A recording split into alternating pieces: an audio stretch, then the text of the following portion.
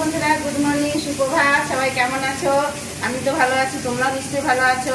চলো বন্ধুরা, বেশি কথা বলবো না। আমারও টাইম নেই, আপনাদেরও টাইম নেই। একটা ছোট্ট রান্না দেখাবো।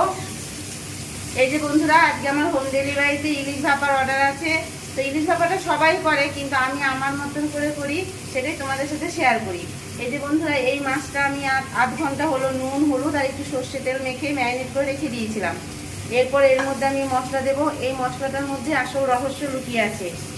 এটার মধ্যে আমি দিয়েছি কালো সর্ষে 2 চামচ, সাদা সর্ষে 2 চামচ, আর পোস্ত 3 চামচ, আর 1 কোয়া রসুন দিয়েছি বন্ধুরা। এটার টেস্টটা একটু অন্য ধরনের আনে। কাঁচা লঙ্কা, 2টো কালো জিরে আর কাঁচা জিরে দিয়ে একসঙ্গে পেস্টটা ভালো করে নিয়েছি। এবার এই পেস্টটা নিয়ে আমি ইলিশ মাছের উপরে সুন্দর করে একবার ওকে মাখামাখি করে ভালো করে গায়ে মাখিয়ে বেশ সুন্দর করে এপিট ওপিট করে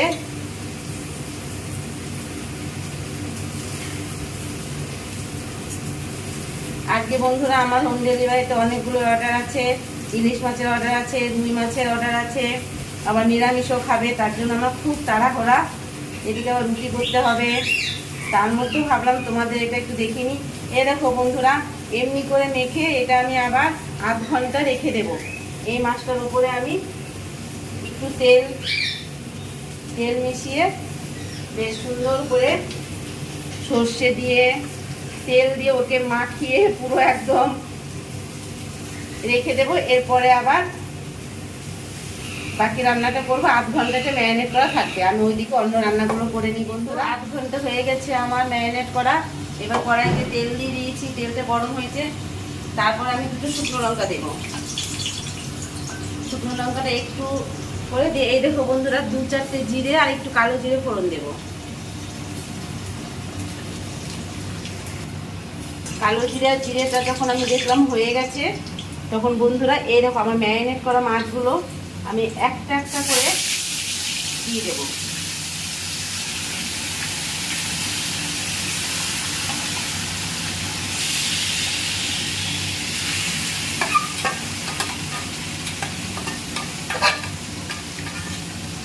এটা বন্ধুরা একবার শুধু একটু উল্টে নেব।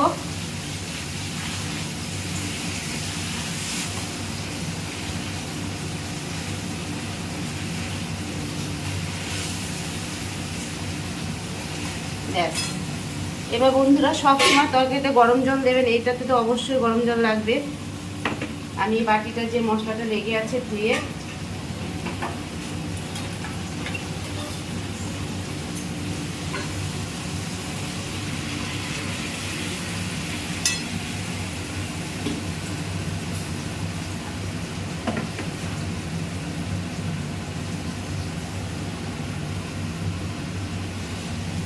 ব্যাস, আমার যেইটুকু ঝোল লাগবে। ইলিশ মাছ তো তাড়াতাড়ি হয়ে যায়। এবার এটা টকবক করে ফুটবে বন্ধুরা, 10-15 মিনিট এটা ফুটবে। তারপরে এই তো বন্ধুরা দেখে নাও, একদম শেষ মুহূর্তে চলে এসেছে। মাছ ভেসে উঠেছে আর একদম ঝোল রেডি। এবার এর মধ্যে 3-4টে কাঁচা চিরা লঙ্কা দিয়ে দাও। ব্যাস, একটা করে লঙ্কা নিয়ে একটু ঝোল নিয়ে ভাতে মেখে টপাত করে খেয়ে নাও। সর্ষের তেলটা বন্ধু কেউ দিতেও পারো, না দিতেও পারো, এমনিতে অসাধারণ টেস্ট হবে। ব্যাস, আমার পুরো বর্ষায় সর্ষে ইলিশ রেডি। এরকম করে একবার রান্না করে দেখবে, কিন্তু পরিমাণটা একদম ঠিকঠাক করে দেবে। কালো জিরে দিয়ে বন্ধু একবার করে খেয়ে দেখো, মুখে লেগে থাকার মতো স্বাদ। পুরো রেডি, কমপ্লিট। টাটা, সবাই ভালো থাকবে বন্ধুরা।